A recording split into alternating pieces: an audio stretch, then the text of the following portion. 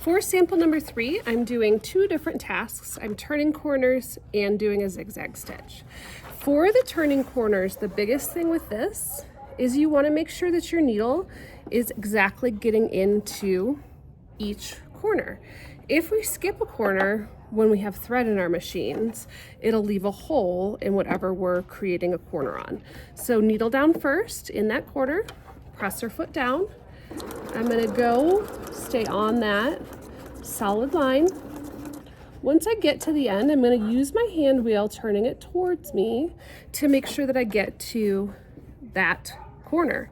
If I'm not quite close enough, I can just turn my hand wheel again towards me. I can lift up my presser foot to adjust to exactly hit that corner. And then I'm gonna turn my page with my needle down. The point of the needle being down is so your thread doesn't move. And then I'm gonna continue on sewing around.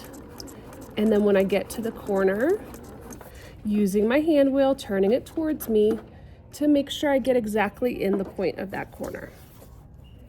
Okay, and then we'll just do the last side of the square. You'll repeat this for all of the squares and the lines.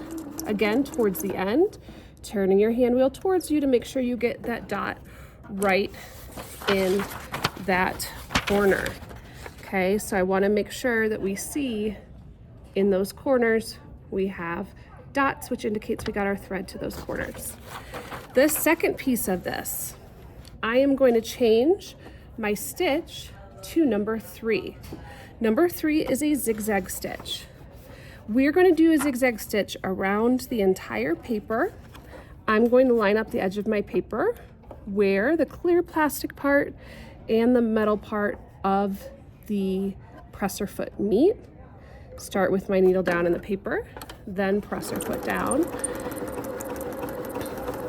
So what this is going to do is it's going to create a zigzag stitch on the edge of my paper.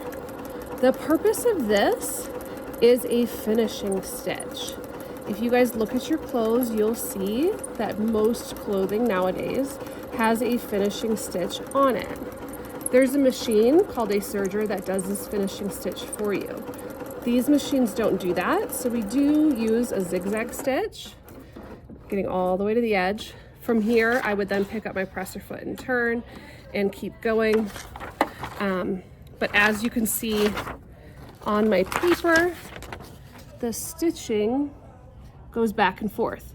If this were threaded, it would go in a zigzag pattern.